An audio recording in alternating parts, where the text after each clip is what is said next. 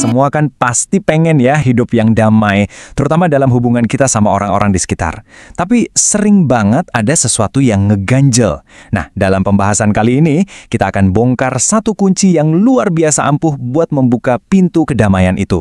Kekuatan untuk saling memaafkan. Coba deh, jujur sama diri sendiri. Pernah nggak sih kamu merasain capek? Capek banget karena terus-terusan nyimpen marah ke seseorang. Rasanya tuh kayak kita lagi gendong batu gede di punggung, dibawa kemana-mana. Berat kan? Beban itu emang nyata. Tapi, kabar baiknya, kita sendiri yang pegang kuncinya buat ngelepasin beban itu. Yuk, kita lihat gimana caranya. Oke, kita mulai dari dasarnya dulu ya. Jadi gini, untuk ngebangun jembatan kedamaian ini, kita tuh cuma butuh dua alat utama. Yang pertama adalah kemampuan buat ngakuin kesalahan atau penyesalan, dan yang kedua, kemauan buat ngelepasin rasa sakit hati atau memaafkan. Dua kunci ini kalau kita benar-benar paham, bisa ngubah segalanya loh. Yuk, kita bedah satu-satu. Mulai dari penyesalan. Ini tuh lebih dari sekedar bilang maaf.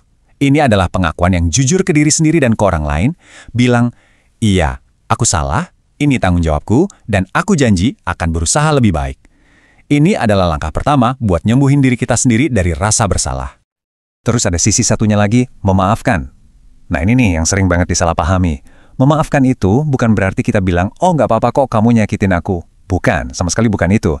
Memaafkan itu adalah keputusan sadar untuk melepas rantai dendam yang sebenarnya ngikat diri kita sendiri. Ini adalah tindakan pembebasan untuk diri kita. Kalau kita jajarin gini, kelihatan banget polanya. Penyesalan itu caranya si pembuat salah buat nyembuhin dirinya sendiri dengan mengakui masa lalunya.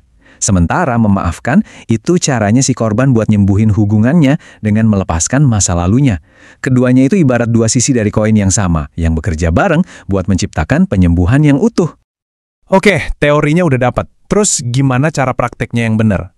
Ternyata ada semacam adab atau tata cara yang bisa bikin permintaan maaf dan pengampunan jadi jauh lebih ngena, dan benar-benar bikin hati jadi lapang.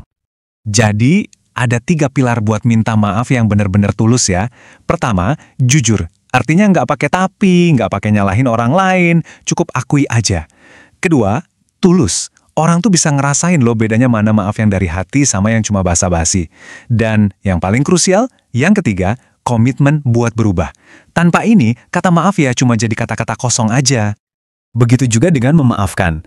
Langkah pertama adalah ikhlas. Ingat, ini kita lakuin demi kedamaian diri kita sendiri. Kedua, stop ungkit-ungkit. Artinya, jangan jadiin kesalahan itu sebagai senjata di pertengkaran berikutnya. Itu cuma bakal jadi racun. Dan terakhir, sambung kembali. Karena tujuan akhirnya kan bukan cuma berhenti marah, tapi ngebangun lagi hubungan yang lebih kuat buat bisa jalan bareng ke depan.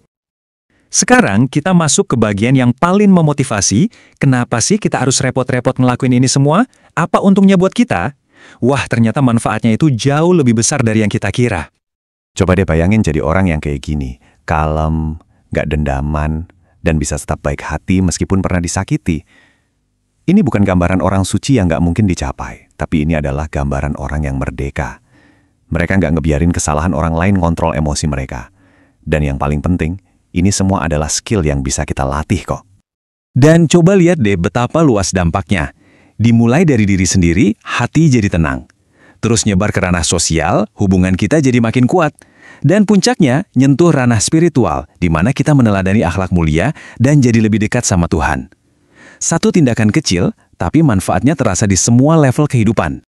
Ada sebuah pengingat yang indah banget dalam Al-Quran yang mengubah cara kita memandang pengampunan. Dikatakan, hendaklah mereka memaafkan dan berlapang dada. Apakah kamu tidak ingin Allah mengampunimu? Pertanyaan ini benar-benar dalam banget ya. Ini ngingetin kita kalau kasih sayang yang kita kasih ke orang lain itu adalah cerminan dari kasih sayang yang kita harapkan dari Tuhan. Baiklah, setelah kita paham konsep dan hikmahnya, gimana caranya biar ini semua nggak cuma jadi teori? Yuk, kita bikin ini jadi sesuatu yang simpel dan bisa langsung kita praktekkan. Jadi, kita mulai dari mana? Nggak usah yang gede-gede dulu. Mulai dari pilihan-pilihan kecil setiap hari. Pas kita sadar berbuat salah, singkirin ego sebentar, langsung minta maaf. Pas ada teman yang nyakitin, pilih untuk melepaskan daripada nyimpennya di hati. Pas ada dorongan buat membalas, pilih untuk diam. Setiap pilihan kecil ini tuh ibarat satu bata yang kita pasang buat ngebangun fondasi hidup yang damai.